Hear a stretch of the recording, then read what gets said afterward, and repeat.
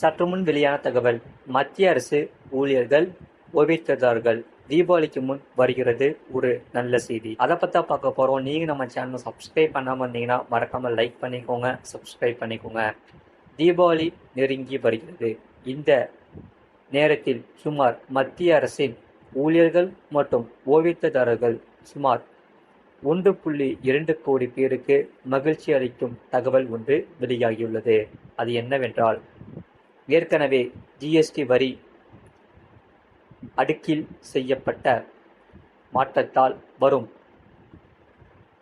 நவராத்திரி முதல், அதாவது செப்டம்பர் 22 ஒட்டுமொத்த நாட்டு மக்களுக்கும் பெரிய அளவில் நிவாரணம் ஏற்பட இருக்கிறது. இது பொருளாதாரத்தையும் வேகப்படுத்தும் என வல்லுநர்களால் கணிக்கப்படுகிறது.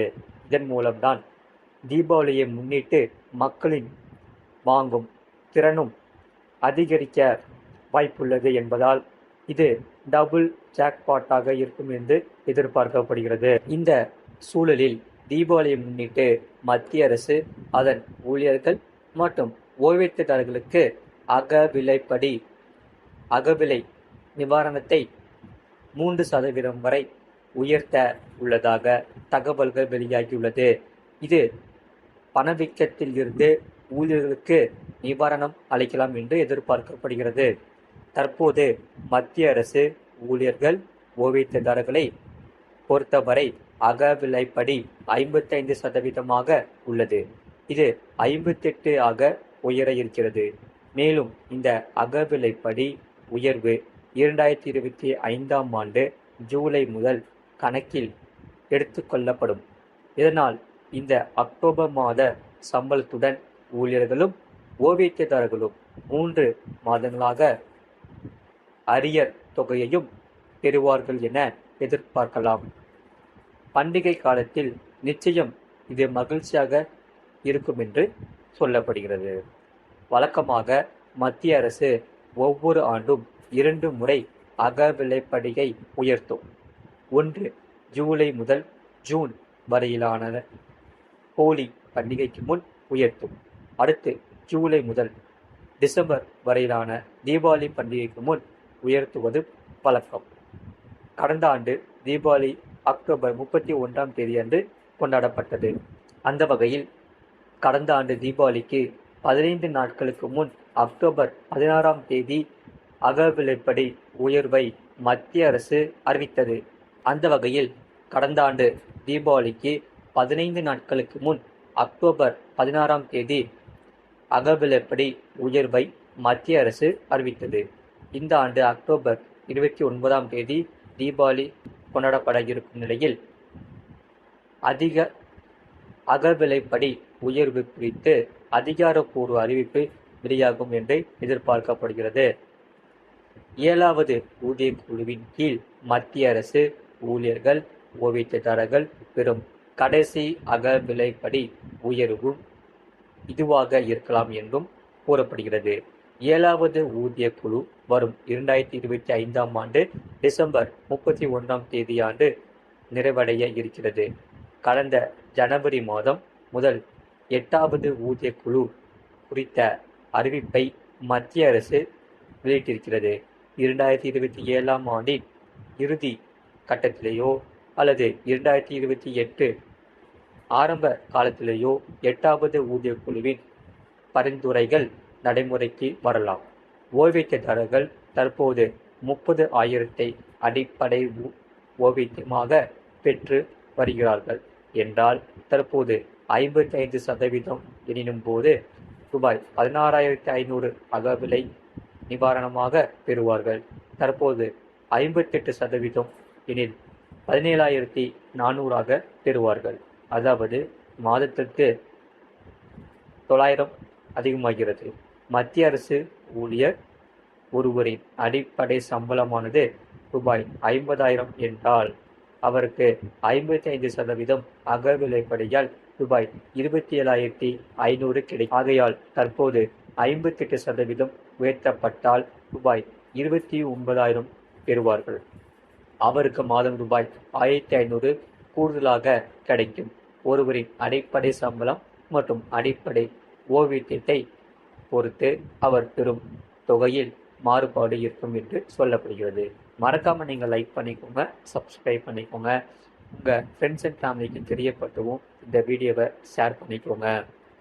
அடுத்த செய்தி என்னவென்றால், கடைசி காலத்தில் பணத்துக்கு என்ன செய்வது? அதாவது இந்த 2 திட்டங்களும் உங்களுடைய எதிர்காலத்தை பாதுகாப்பதோடு கைநிறைய வருமானமும் கொடுக்கும்.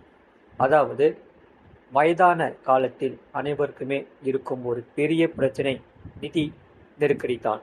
அந்த வகையில் யாருடைய உதவியாவது கிடைக்குமா என்று பலர் எதிர்பார்த்து கொண்டிருப்பார்கள்.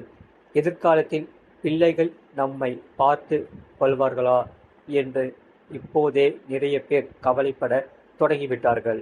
அப்படி ஒரு நிலைமை ஏற்படாமல் இருக்க முன்கூட்டியே எதிர்கால நலனுக்காக நீங்கள் முதலீடு செய்ய விரும்பினால் பல விருப்பங்கள் உள்ளது.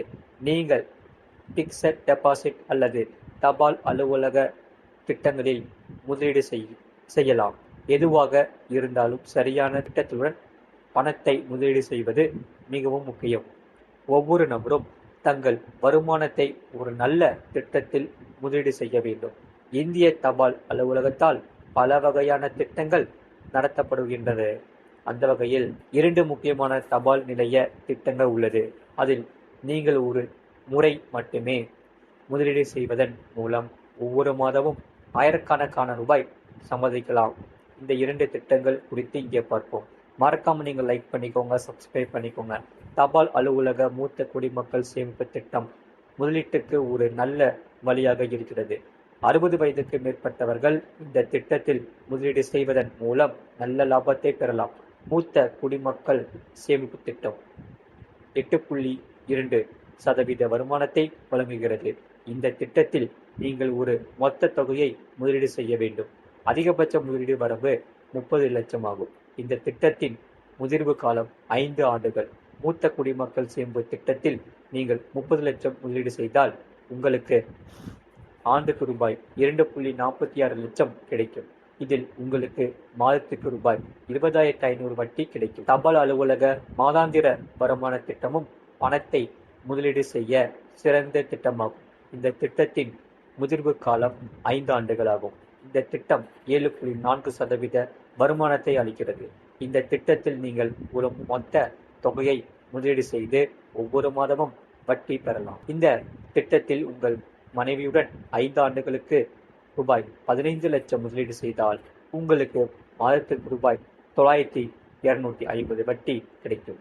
இதில் உங்களுக்கு வருடத்திற்கு ரூபாய் 1.11 லட்சம் வட்டி வருமானம் கிடைக்கும் என்று சொல்லப்படுகிறது. ஆகையால் மேற்குறிப்பிட்ட இந்த 2 திட்டங்களும் சிறந்த திட்டம்தான். நீங்கள் பொது வருங்கால வைப்பு நிதி திட்டத்தில் மாதத்திற்கு ரூபாய் 1000 வீதம் 15 ஆண்டுகளுக்கு, அதாவது வருடத்திற்கு 12,000 முதலீடு செய்தால் மொத்தம் 1,80,000 முதலீடு செய்வீர்கள். இந்த திட்டம் 7.1% வருமான விகிதத்தை வழங்குகிறது. இதில் முதிர்ச்சியின் போது உங்களுக்கு மொத்தம் 3,15,000 கிடைக்கும். இதில் உங்களுக்கு 1.45 லட்சம் லாபம் கிடைக்கும் என்பது குறிப்பிடத்தக்கது. இது போன்ற செய்திகளை உடனுக்குடன் அறிந்து கொள்ள மறக்காம சேனலை சப்ஸ்கிரைப் செய்யுங்கள். மற்றவர்களுக்கு தெரியப்படுத்த ஷேர் செய்யுங்கள்.